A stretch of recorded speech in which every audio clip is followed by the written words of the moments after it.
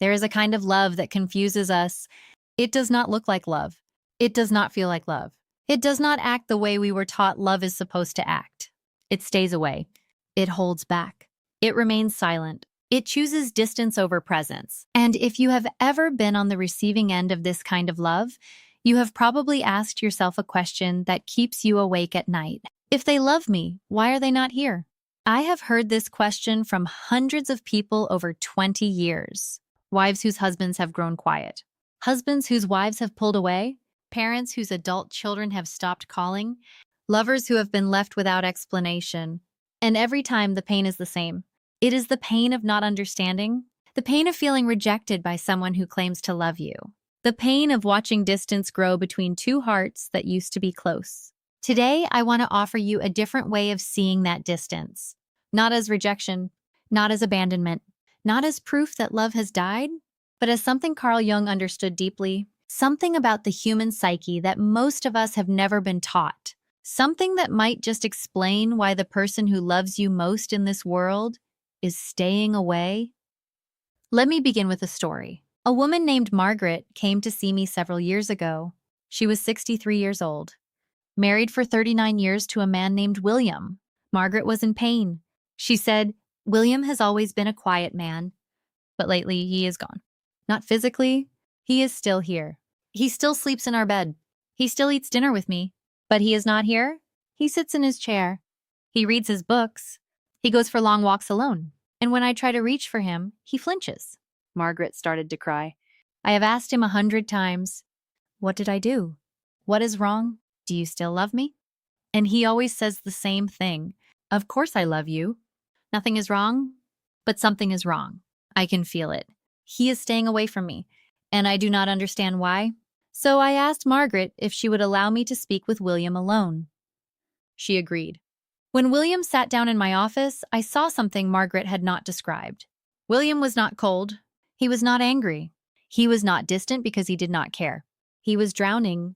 He was a man who had spent 65 years being strong for everyone else, being reliable, being solid, being the one who never fell apart. And somewhere inside him, something had cracked.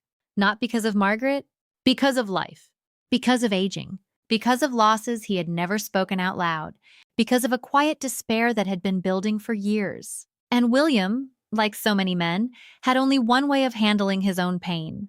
He withdrew, not because he loved Margaret less, because he loved her too much to let her see him fall apart. This is the paradox that Carl Jung understood better than almost anyone. Sometimes the deepest love expresses itself as distance, not because the love has died, because the love is trying to protect. Let me explain what Jung discovered. Carl Jung, the great Swiss psychiatrist, spoke about something he called the shadow. The shadow is the part of ourselves we hide, the parts we are ashamed of, the sadness we do not want anyone to see, the fear we cannot name, the brokenness we have spent a lifetime pretending does not exist. And here is what Jung understood. When a person loves someone deeply, they become terrified of exposing their shadow to that person, because the shadow feels ugly. The shadow feels unlovable. The shadow feels like something that would make the other person run away. So what does the lover do? They create distance, not because they want to leave, because they are afraid that if you get too close, you will see what they really are, and you will be disgusted, or disappointed, or terrified, and they would rather lose you from a distance than watch you walk away up close. This is one of the most heartbreaking truths I have learned in 20 years of this work. The people who love us most are sometimes the ones who run from us. Not because of us, because of the war they are fighting inside themselves. Let me tell you about another couple, Robert and Elaine, married for 44 years. Robert had recently retired, and something strange had happened.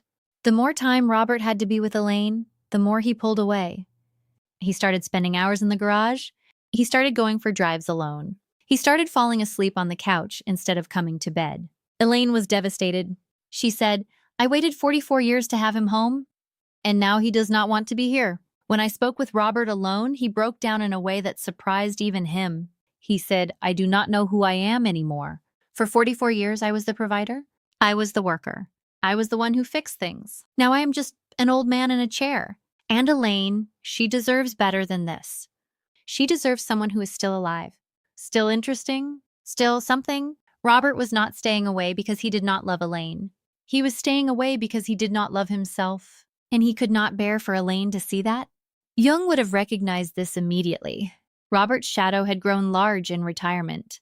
The shadow of irrelevance, the shadow of uselessness, the shadow of a man who no longer knows his place in the world. And because Robert could not face his own shadow, he ran from the person who loved him most. Not away from her, away from himself. And she was just in the way.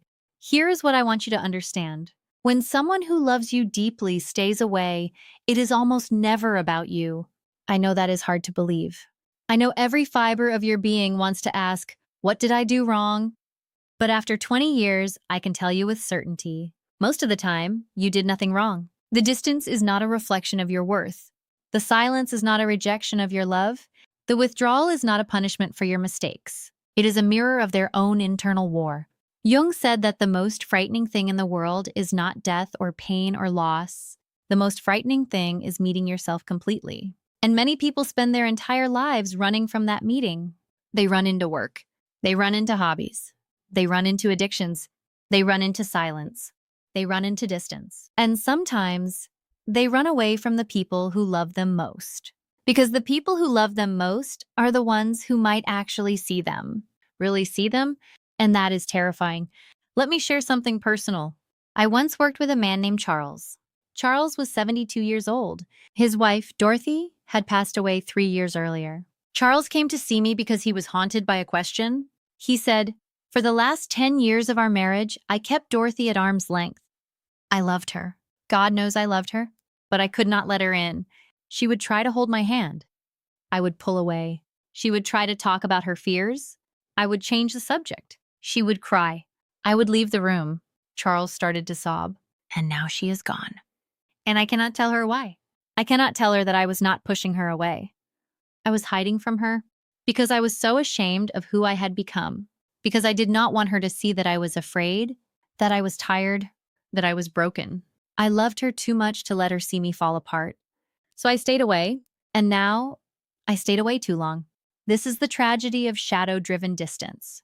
The person who stays away thinks they are protecting the one they love, but they are not protecting.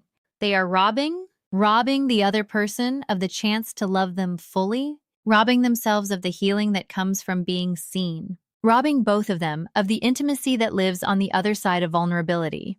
So what do you do if you are the one being stayed away from? What do you do when the person you love is creating distance and you cannot understand why? Let me offer you 3 things I have learned. The first is this: stop asking, "What did I do?" Because most of the time, you did nothing. The distance is not about you. It is about them. And as long as you make it about you, you will chase answers that do not exist. You will search for your own failures. You will carry guilt that was never yours to carry. Instead, ask a different question. What is hurting them that they cannot tell me? That question changes everything. It moves you from blame to compassion, from confusion to curiosity, from rejection to understanding. The second thing is this: do not chase. When someone is pulling away because they are fighting their own shadow, chasing them only makes it worse. Because chasing feels like pressure, and pressure makes the shadow feel more dangerous. And more dangerous means more distance. Instead, be a safe place. Leave the door open. Leave the light on. Let them know you are not going anywhere. But do not force them to come inside before they are ready. This is so hard. I know it is hard. Every instinct in you wants to run after them, grab them, shake them, beg them to come back. But that is like chasing a wounded animal. It will only run farther. The third thing is this: take care of your own shadow while they are gone. Because here is the truth that no one wants to admit. Their distance is triggering something in you, something old, something scared, something that is also afraid of being seen. Maybe you are afraid of being abandoned. Maybe you are afraid of being unlovable. Maybe you are afraid that if they really knew you, they would leave. Their distance is a mirror for your own shadow. So while they are staying away, do not just wait. Grow. Look at the parts of yourself you have been hiding. Face the fears you have been running from. Become someone who can hold distance without collapsing. Because when they finally come back, and many of them do come back, you want to be ready. Not desperate. Not angry. Not wounded. Whole. Let me tell you about the end of Margaret and William's story. Margaret stopped chasing William. Not because she stopped loving him, because she finally understood that his distance was not about her. She stopped asking, "What did I do?" She started asking, "What is hurting him?" She left the door open. She kept the light on. She told him once gently, "I am here. I'm not going anywhere. And when you are ready to come back, I will be right here." And then she let him be. She did not wait by the door. She lived her life. She saw her friends. She tended her garden. She read her books. And one evening, about 6 weeks later, William came into the kitchen while she was making dinner. He stood in the doorway for a long time. Then he walked over to her. Slowly, he put his hand on her shoulder, and he said something he had not said in years. "I'm scared, Margaret. I am scared of getting old. I'm scared of being useless. I am scared that one day you will look at me and see nothing but a tired old man." Margaret turned around. She put her hands on his face, and she said, "I see you, William. All of you. The tired parts, the scared parts, the parts you have been hiding. And I am still here." William cried. For the first time in 40 years, he cried, and the distance between them began to close. Not because Margaret chased him, because she became a safe place for his shadow. So if you are sitting in the painful silence of someone who loves you deeply but is staying away, I want you to hear this. Their distance is not your fault. Their silence is not your failure. Their withdrawal is not proof that you are unlovable. They are fighting a war inside themselves that you cannot see. A war between the person they are and the person they are afraid of becoming. A war between the shadow they carry and the love they feel. Your job is not to win that war for them. Your job is to be a safe place for them to come home to leave the light on, to keep the door open, to stop chasing, to start growing, and to trust that love, real love, the kind that has survived decades, knows the way back. Sometimes it just needs a little time and a little safety and a person who will not give up on them, even when they have given up on themselves. Soft piano music swells gently, warm, hopeful, deeply human. If this conversation touched something in your heart, I hope you will subscribe. Not because of algorithms, but because there are more conversations like this to share.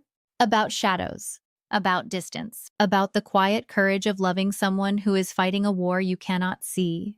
I will be here next time. Until then, leave the light on and trust that love knows the way home.